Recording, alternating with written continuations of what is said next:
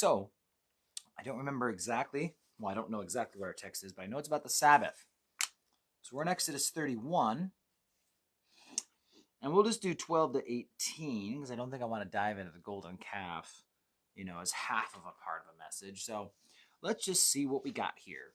Exodus 31, verse 12.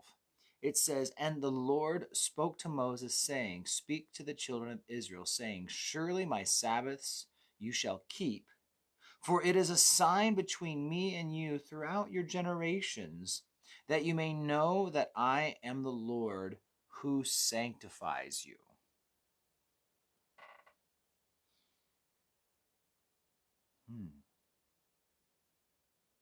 So right off the bat, we'll keep going here in a second, but to the children of Israel, it's a sign between the children of Israel and God throughout their generations. So here we find the Sabbath being given to Israel, something for Israel to practice. And again, it's a sign between them and him. And that it says that you may know that I am the Lord who sanctifies you or consecrates you. And so one big part of the Sabbath was for reflection, was for consecration, was for taking aside this time, setting it apart so that you could focus on the Lord. As we look at the Lord's Day, Sundays, many also like to still take that day and kind of set it aside. That's one thing I like about having like morning church, night church. That's not as popular as it was once upon a time, but long ago, that was very much the norm in our nation, was morning and night on Sundays. The day was the Lord's Day. That's why no businesses opened. Everything was shut down because it was like, yeah, we set aside that day for the Lord. It was just a time that we could spend seeking his face, and we would turn off all other things. There's no law forcing Christians to keep the Sabbath the way the children of Israel were to keep the Sabbath. You can gather sticks if you want to start a fire on a Sunday. But a principle, a concept, an ideal of choosing to sanctify a day.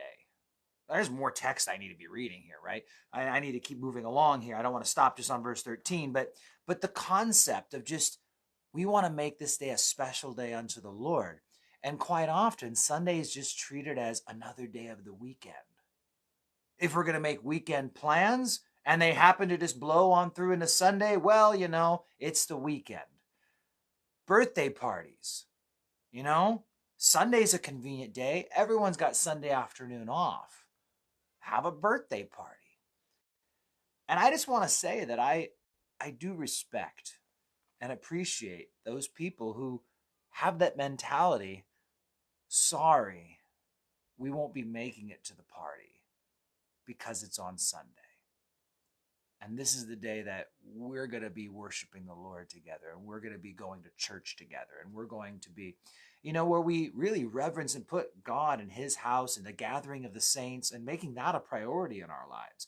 I'm not saying you never, ever can miss a Sunday. It's like someone gives you Seahawks tickets and you want to make it to the one football game. I mean, I haven't been to the Seahawks in like 20 years, but it's the idea is like, and I missed church a day. I'm not saying it's a law that can never be broken, but just the concept, the reverence of the Lord's Day and taking time and setting it aside and actually saying that I'm the one who sanctifies you, and that we recognize part of that sanctification process, setting stuff aside to be holy and to be special and treating a day that way.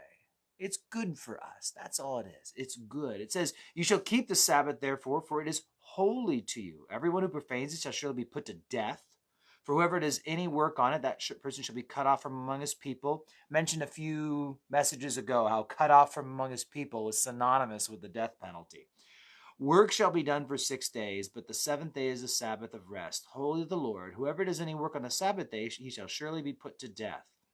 Therefore the children of Israel shall keep the Sabbath, to observe the Sabbath throughout their generations as a perpetual covenant. It is a sign between me and the children of Israel forever. For in 6 days the Lord made heavens and earth. On the seventh day he rested and was refreshed. And when he had made an end of speaking with him on Mount Sinai, he gave Moses 2 tablets of the testimony, tablets of stone, written with the finger of God. It's worth noting, again, how the Sabbath is a testimony between God and Israel perpetually. Many of the Messianic Jews that I know still do their Shabbat dinners and still practice Sabbath, maybe not like they once did, but they still do it because it's the idea of that it's an Israel thing, and it's fun. If you ever get a chance to go do a Shabbat dinner with a group of Messianic believers or even non-Messianic Jews, could be a fun experience for you. I think it's even more fun with Messianic Jews because they understand everything, what it's all symbolic of.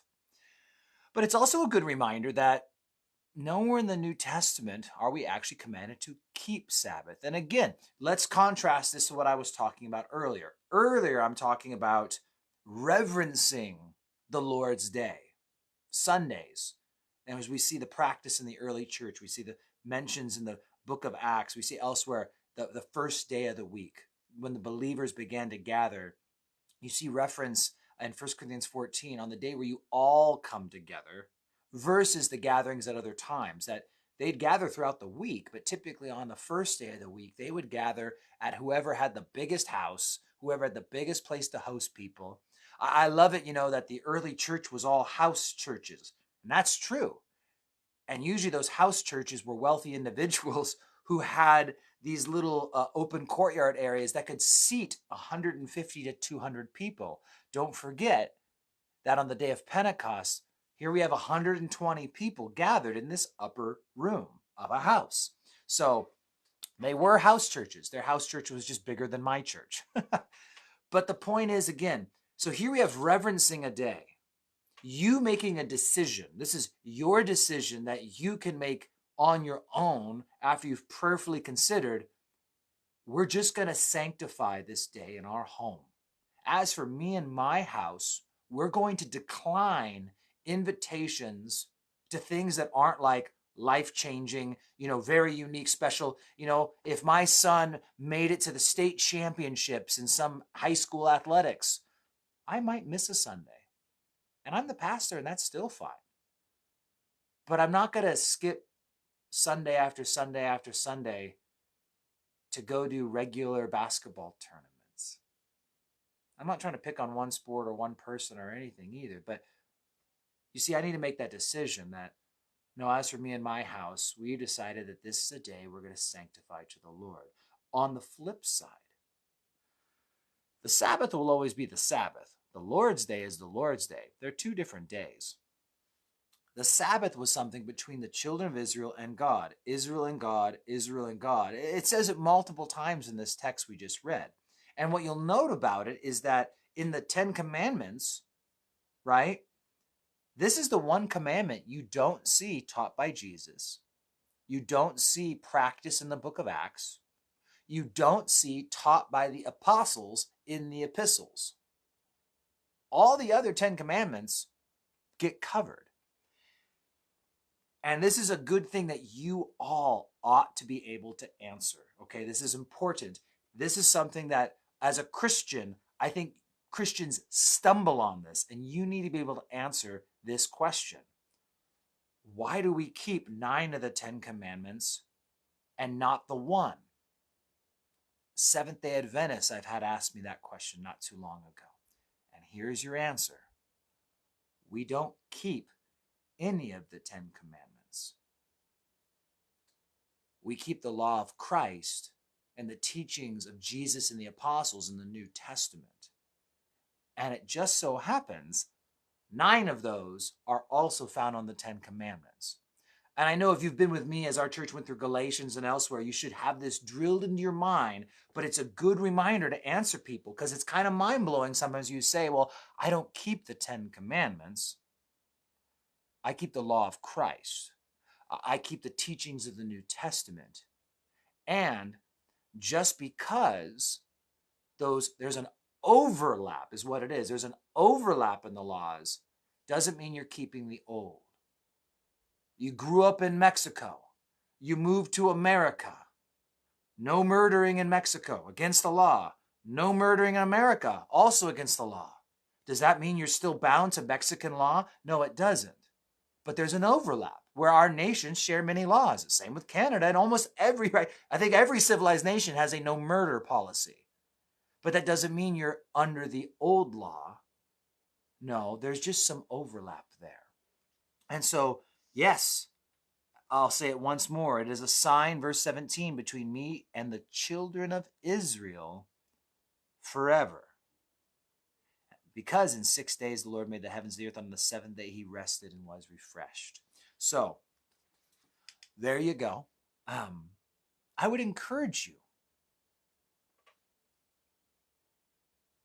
Do you prayerfully consider how you reverence the Lord's day? You're not bound to Sabbath law, right? If you do go to the Seahawks on a Sunday, you don't have to be cut off from your people and put to death. But do you have a general principle that is known within your home between husband and wife and children? This is the Lord's day, and our first priority is to reverence God on this day. That is our number one. And when there's all these little things that other people are doing, we have the right, you have the freedom to tell them, yeah, if you had done that on Saturday, we would have come. But Sunday, that's the day we worship the Lord together. And so we're going to be at church. You should join us. There you guys go. All right. Hey, God bless you guys. Woo. Tomorrow, golden calf.